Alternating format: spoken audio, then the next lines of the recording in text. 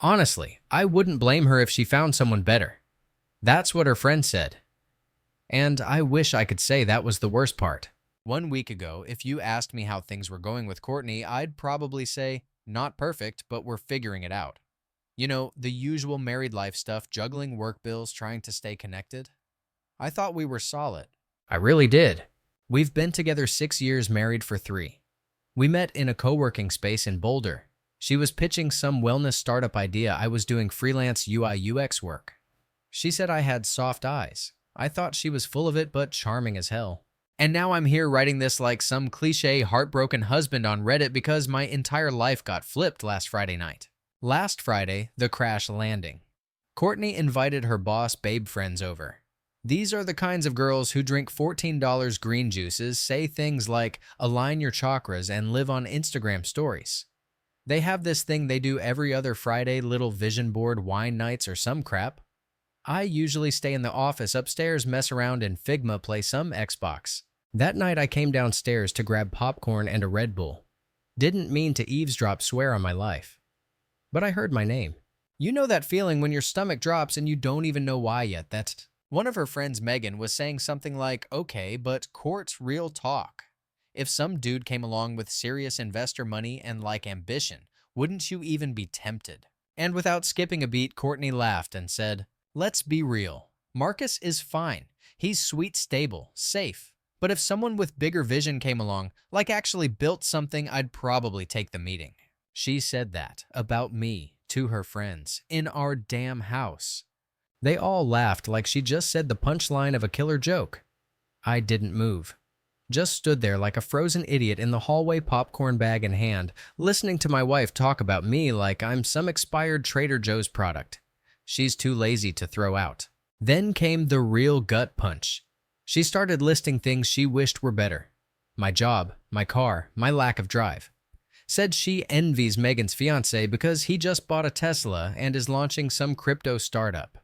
Meanwhile, I've had the same solid freelance clients for years and drive a paid-off 2019 Subaru. Apparently, that makes me stagnant. Later that night, the non-confrontation. After her friends left, I tried to act normal. I couldn't. Just sat in my office staring at my screen, mind running wild. Like, has she always felt this way? Was she just pretending this whole time? Around midnight, I finally walked into our bedroom. She was brushing her teeth, humming some TikTok audio, like she didn't just nuke our marriage with a casual conversation over wine. I asked her straight up, no emotion, no accusation. Hey, earlier, when you were talking to Megan, did you mean all that stuff about upgrading from me? She blinked confused, then did that high-pitched fake laugh. Oh my God, were you listening to us, babe? It was just girl talk.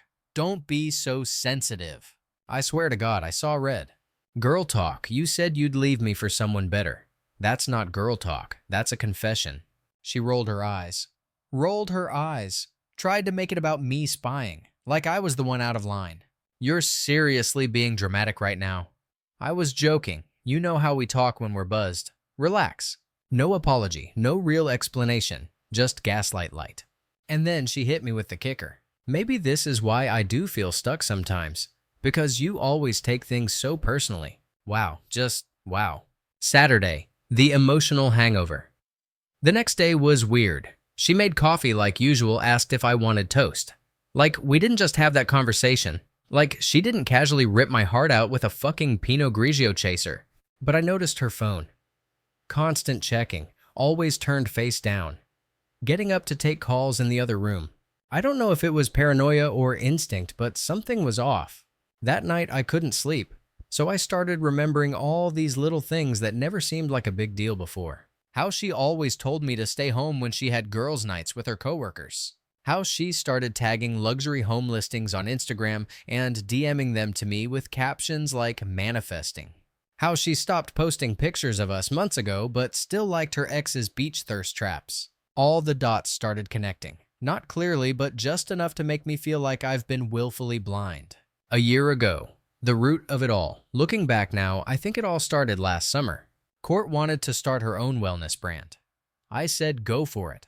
I covered all the bills, rent, groceries, her car payments while she worked on it.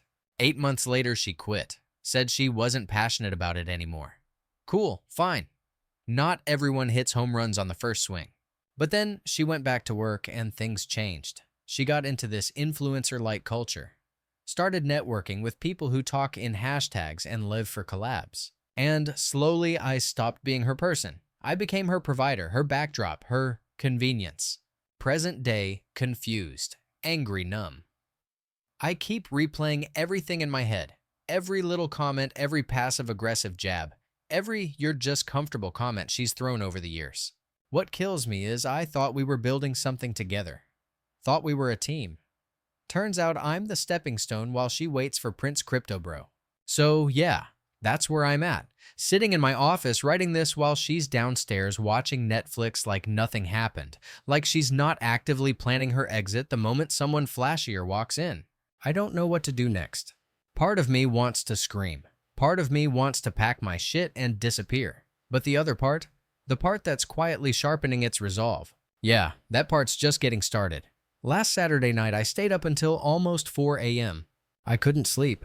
Couldn't stop thinking about everything she said. The laughter. The way she dismissed me like I was some background character in her success story. That maybe this is why I feel stuck line kept replaying in my head like a damn TikTok audio. So I started doing something I never thought I'd do. In our marriage, I paid attention. Not in the "what's your love language" kind of way. I mean, I started watching, noticing, tracking. I needed to know if this was just a moment of emotional immaturity or something much worse. And I'm not proud of this next part, okay, but honesty's the only reason I'm writing this at all. I checked her laptop. She left it open in the living room the next morning. Said she was heading to brunch with the girls wearing a full beat of makeup and a new dress I'd never seen before. The same one she said was too tight for work. Right. When the door closed, I just stared at the laptop for a few minutes. I knew the password. She used it on everything our anniversary date. I swear I hesitated like I was still trying to convince myself this was a bad idea. That maybe she was joking and I was just spiraling. But curiosity and that gnawing voice in my gut won. Chrome auto-filled her tabs. First thing that came up, a Tinder tab. Not even hidden, just chilling there next to Google Calendar like it was Gmail or something. WTF. I clicked. I wish I hadn't. Her profile picture was a recent one from our trip to Santa Fe, but I was cropped out. The bio, something like, wellness-minded, ambitious, separated, looking for real connection, not here to waste time. Separated. We literally had brunch with her parents 2 weeks ago. They hugged me. Her dad thanked me for helping her with taxes. I clicked through her inbox, matches, messages, flirty comments from dudes named Chad and Lane and Theo. She was responding, talking about meetups, coffee dates. One guy sent her a pic from a hotel room. I swear to God, I almost threw up on the keyboard. Then I found her Google Drive folder. It was called Vision 2.0. At first, I thought it was just a planning doc for her old brand. But nope, it was a whole blueprint for her new life. Budget sheets, luxury apartments, a list of non-negotiables and a future partner. I'm not even kidding, she had this stupid mood board with Pinterest quotes like "level up" and "divine feminine energy only." But the worst part, she had a detailed spreadsheet estimating how much she could get in a divorce. Asset division, alimony, even a note that said, "Ask Marcus for the lease if he pushes back. Use emotional fatigue angle if needed." She planned it. Like a campaign. She was going to ride out this marriage until it stopped serving her and then bounce like it was just another business pivot. That night, I didn't say anything. Couldn't. I was shaking too hard, and I felt like my heart was trying to crawl out of my chest. I just saved everything. Screenshots, PDFs, copied the folder to a USB I shoved into my sock drawer. I know, it's messy. But you gotta understand, I wasn't thinking like a husband anymore. I was thinking like someone trying to protect himself from being emotionally and financially nuked. The next few days were hell. I had to act normal. Like I hadn't seen the receipts. Like I didn't know she was calling herself separated while cuddling with me on the couch. Every time she laughed at her phone, I imagined it was some dude reacting to one of her selfies. Every yoga night or late meeting became a giant blinking red light in my brain. I started keeping track, like full-on spreadsheet mode. I noted every time she said she was one place and her car wasn't moved. Every receipt she forgot to hide. I compared her Google Calendar to her social posts. She wasn't even slick. One night she told me she was at a networking event. Her friend accidentally tagged her at a rooftop bar with a guy who looked suspiciously like Mr. Hotel Room. That's when I knew I couldn't just sit in silence anymore. I wasn't about to be the idiot she quietly discarded while still spending my money and living in my space. So I lawyered up. Friend of a friend recommended this guy Ben. Super calm, chill dude. No judgment. Just nodded and said, "We've seen this before." I laid out everything. The screenshots, the calendar overlap, the Tinder bio. He looked through it all, then leaned back and said, "Good news. This gives us leverage. Bad news. You're going to need to play it cool for a while." He helped me open a new bank account. I rerouted my freelance payments, stopped covering the fun stuff, no more Venmo transfers for Courtney's nail appointments or those insane vitamin IV drips she swears by. I left enough in the joint account to cover basic stuff. Nothing extra. And man, she noticed. First time her card got declined at Sephora, she flipped. "Babe, did you forget to pay the credit card?" I shrugged. "Nah, just keeping things tighter. Business has been weird lately." She gave me that look. The one that says she knows I'm full of shit but can't call me out because she'd have to admit too much. Suddenly, I was the one being distant. She started trying to reel me back in. Cooking again, asking about my day. Cuddling during Netflix instead of scrolling Instagram like I didn't exist. Too little too damn late. I didn't react, just played the part. Ben said the goal was to stay consistent, stay calm, give her no ammunition. But inside, I was fuming. I wanted to scream at her, ask how long she thought I'd play the fool, demand to know if she ever actually loved me or if I was just some budget-conscious stepping stone. I didn't. I waited. Then she mentioned the weekend getaway, some kind of couples retreat with her friends from the podcast circle. The same people she trash-talked me to. The same ones who told her she deserved more. She was so freaking excited. Told me how perfect the Airbnb was, how she couldn't wait to reconnect. I smiled, said it sounded great. What she didn't know. That trip was going to be the end of her version of this story. See, I wasn't just saving screenshots and bank statements. I was saving narrative control. I was done letting her write the story where I was just some background character she outgrew. Now it was my turn to write the ending. And I had a hell of a twist in mind. That weekend trip, it was supposed to be some romantic reset, her words, not mine. "Let's reconnect," she said, brushing her hand across my arm like we were some sweet couple in a Hallmark movie. She even posted a boomerang of us packing the car with a stupid caption like "quality time, everything else." The hypocrisy was almost funny.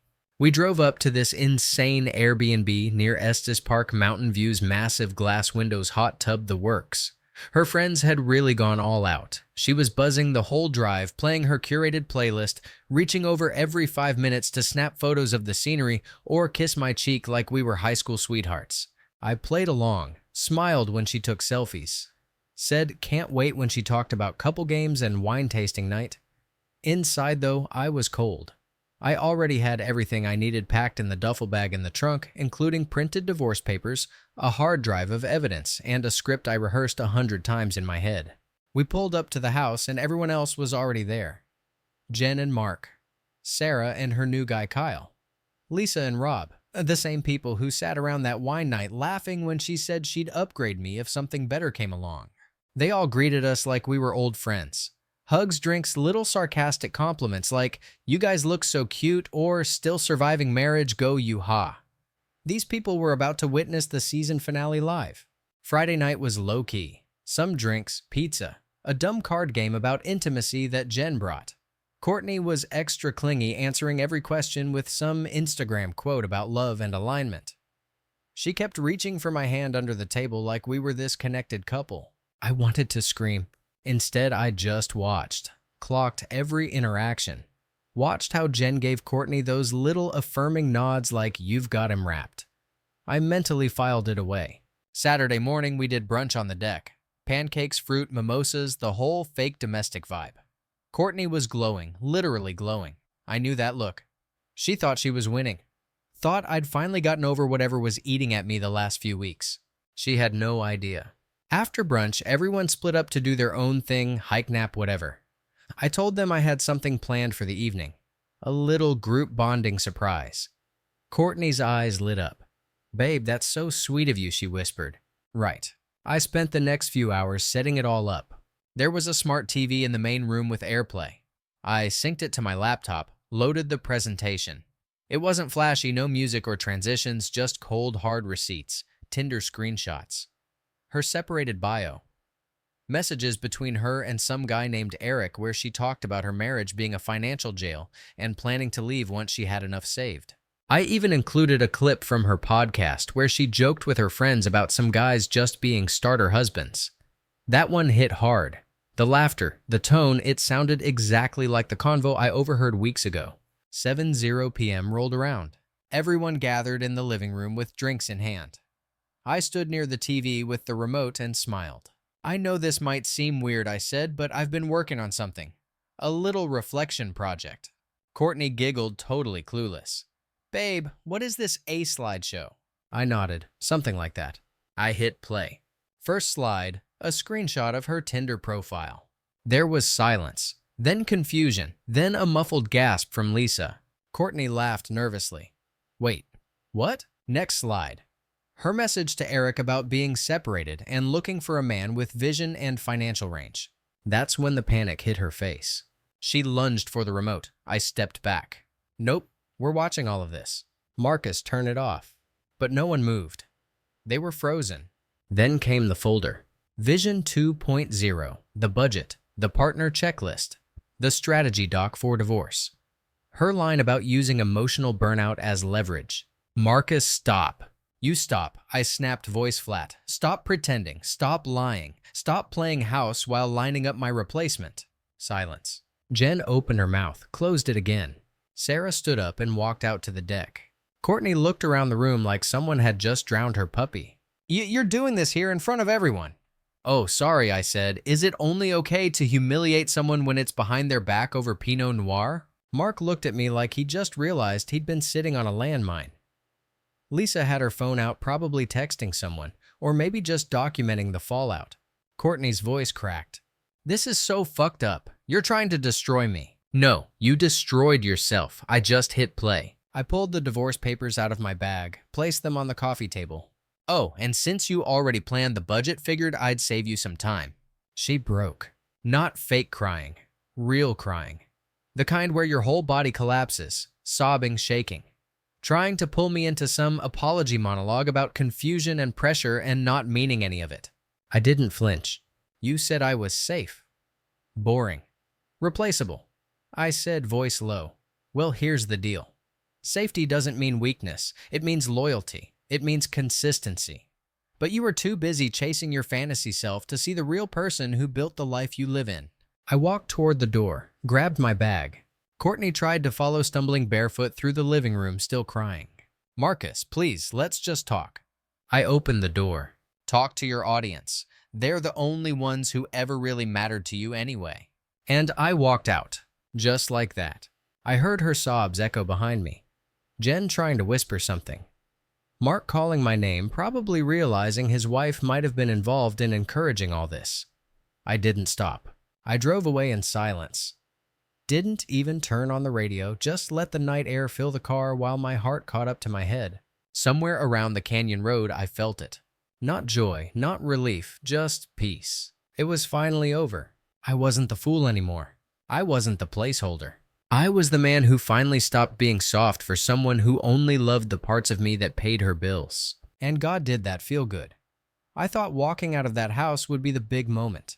The satisfying climax where the hero exits stage left, while the villain crumbles under the weight of her lies. Yeah, no. Turns out the real mess starts after. The second I hit cell service again, my phone went off like a damn slot machine. Texts, missed calls, emails, even a freaking voicemail from Courtney's mom. Courtney, you ambushed me in front of our friends. I can't believe you'd humiliate me like that. Jen, that was brutal. I didn't know it was that bad. I thought she was just venting. Lisa, Marcus, I'm sorry. If I had known... And then weirdly, Sarah. Hey, what you did was brave. She needed to hear it. Hope you're okay. Her dad didn't call. Just sent a single text that said, sorry, son, this isn't the girl we raised. You didn't deserve that. That one made me sit down. Courtney's parents always liked me. Her dad especially. He's an old school type, worked 2 jobs most of his life, didn't talk much, but when he did, it meant something. I remembered how he once told me at Thanksgiving, "You're steady. I like that. She needs someone steady." Guess she wanted fireworks instead. Back at my place, well, our place, I crashed on the couch. Didn't even unpack. Just laid there fully dressed, staring at the ceiling with that quiet buzz in my head. You know that hum of adrenaline when your body's still catching up to what you just pulled off. Yeah, that. I didn't sleep much. Next morning, Courtney showed up at the house. Not yelling, not crying this time. Just standing there in joggers and a hoodie looking like a ghost of herself. "Can we talk?" she asked, holding a to-go coffee for me like that would undo everything. I didn't say a word, just stood in the doorway. She stepped in like it was still her home, eyes darting around like she was checking for damage. "Look," she started. "I know how this looks." "No," I cut in. "You know exactly how it is." She paused, swallowed hard. "I didn't cheat." I laughed. Not because it was funny, but because it was insulting. Oh, so texting guys under a fake separated label and setting up hotel meetups isn't cheating. What would you call it? Auditioning. She looked away. It was never about them. It was about me, feeling lost. I nodded slowly.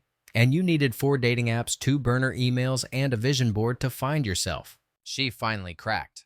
"You're being cruel now." "Cruel," I barked. "You planned a whole new life. You budgeted for divorce while still making me pay for your freaking eyelash extensions. And I'm cruel." Her voice dropped to a whisper. "I didn't think you'd ever find out." That hit me harder than I expected. Like, that was her plan. Ride the wave. Milk the comfort. Bail when she found better. And if I never found out, I would have just funded her glow up in blissful ignorance.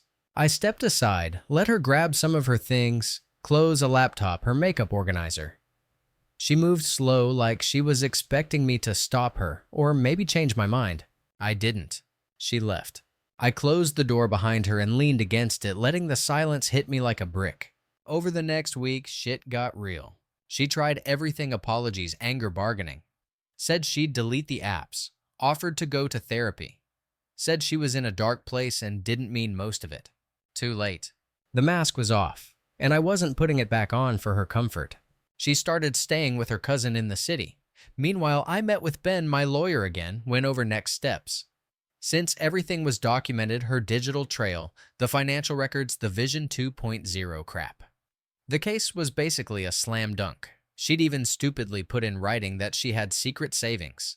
Ben smirked when he read that. Claiming she needs alimony while hiding her own stash, judges love that.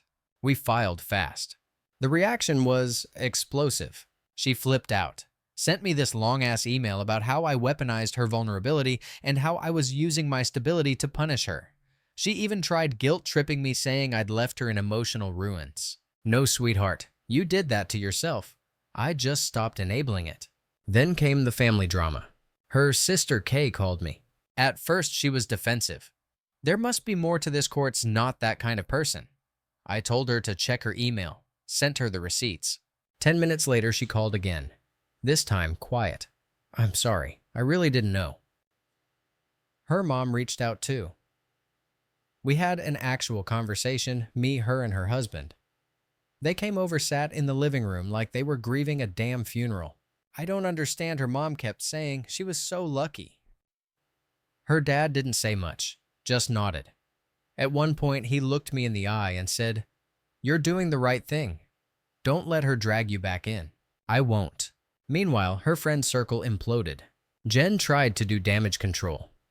Messaged me saying she never meant for it to go this far and thought Courtney was just blowing off steam.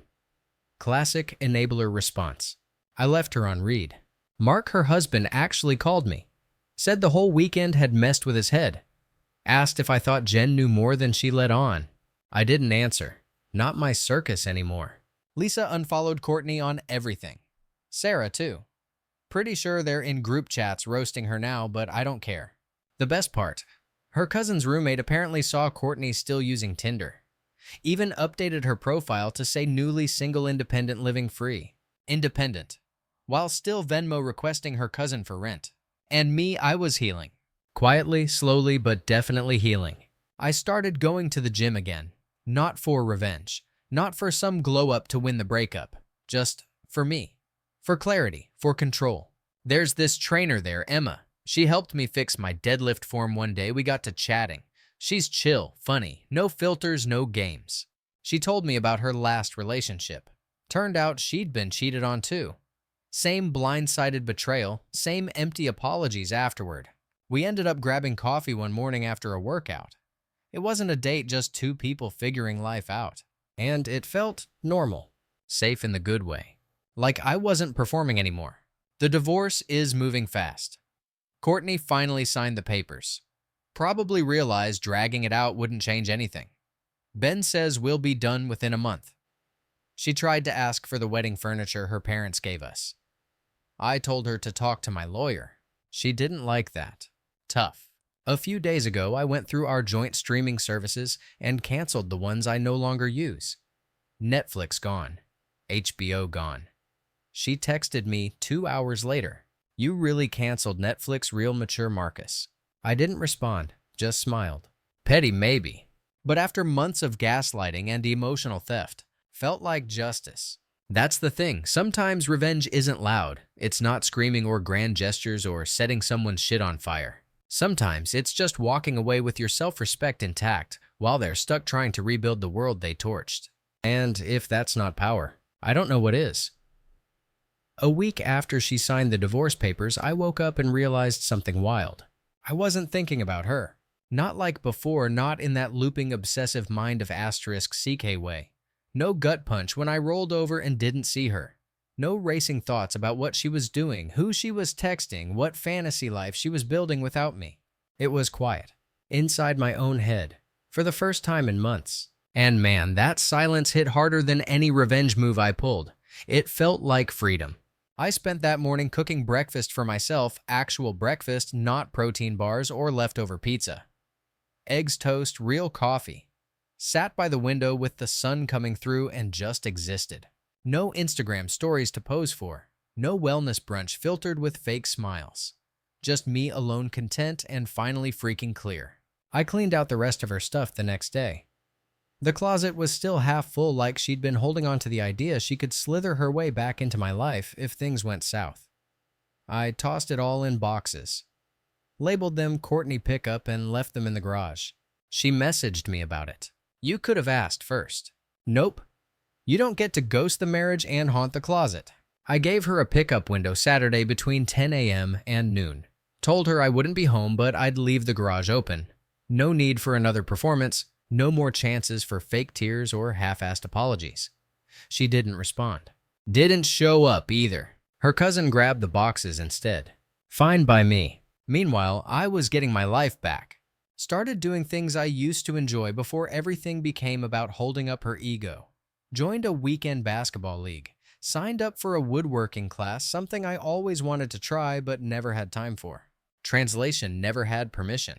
It's crazy how much space you have in your life when you're not constantly managing someone else's mood swings or explaining why your 2020 Honda isn't visionary enough.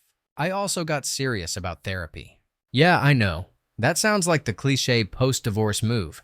But I'm telling you, it's been game-changing. I sat there on that couch staring at this stranger with a notebook and a calm voice and finally said the stuff I didn't even know was stuck inside me. Like how I spent years trying to be good enough, not realizing I'd already been enough. I was just never her idea of exciting, and how exhausting it is to constantly love someone who treats your stability like it's a consolation prize. My therapist just nodded. Let me talk. Then she said something that wrecked me in the best way. You didn't fail the marriage. She failed partnership. Big difference. Boom. That line sat with me for days. It started changing how I saw things. I stopped asking, why wasn't I better? And started asking, why was she okay doing this to someone who gave her everything? And the answer's simple: because she could. Because I let her. That's the brutal part. When you realize your biggest mistake wasn't trusting someone, it was ignoring yourself. I started journaling. Just dumb stuff at first, dreams, rants, jokes. Then it got deeper, honest, ugly sometimes, but real. I wrote about how small I felt every time she made fun of my job around her fancy influencer friends. About how I laughed off the jabs so I wouldn't seem insecure. About how I spent weekends fixing up a house she already mentally moved out of while she scrolled Zillow for mansions she thought she deserved. I wrote it all, and somehow it started making sense. One night, I reread an entry from the week everything blew up after the couple's weekend. It said, "I feel like a ghost in my own life. Like I'm just haunting this version of myself I can't recognize anymore. Not anymore." Now I look in the mirror and I know the guy's staring back. He's a little bruised, yeah, but sharper, smarter, less willing to compromise on his own damn worth. Even my friends noticed. Mike, my best friend, dropped by for beers the other night. He looked around the house and said, "You've got peace in here now." You feel that? I do. Peace doesn't mean everything's perfect. It just means the war isn't inside you anymore. Emma, the trainer I mentioned earlier, we're still hanging out. Not rushing it. No weird pressure. Just real easy conversation. She knows what I've been through. Never asks too much. Never plays games. The other night, she said, "You're surprisingly open for someone who got completely screwed over." I laughed. What's the point in hiding? I already lived through the worst part. Might as well be real now. And she smiled in this quiet way like she respected that. It's refreshing. No pretending. No carefully curated personas. Just two people talking about life, lifting heavy things, eating tacos at 11 p.m., and healing in our own weird way. A couple of weeks ago, I got an email from Courtney again. Subject line, "Can we talk?" Nah, I didn't even open it. She had months, years to talk, to be honest. To build instead of plan her escape. Now, there's nothing left to say. She's still posting vague quotes about growth and choosing yourself. Still curating her journey like it's a brand launch. Good for her. I'm choosing mine too, just without the filters and the fake captions. One morning, I drove out to this lake about 40 minutes from town. Brought my journal, a coffee, just sat by the water. No music, no noise. And for the first time since all this started, I felt proud. Not just for surviving, but for not letting it turn me bitter. You always hear people say revenge is best served cold, but that's not true. The best revenge, it's not proving her wrong or making her jealous or burning bridges. It's becoming the version of yourself you actually respect. The one who doesn't need validation from anyone too afraid to love you honestly. And if that person's out there for me someday, great. If not, still great. Because I know who I am now, and I'm never shrinking to fit someone else's delusion of better again.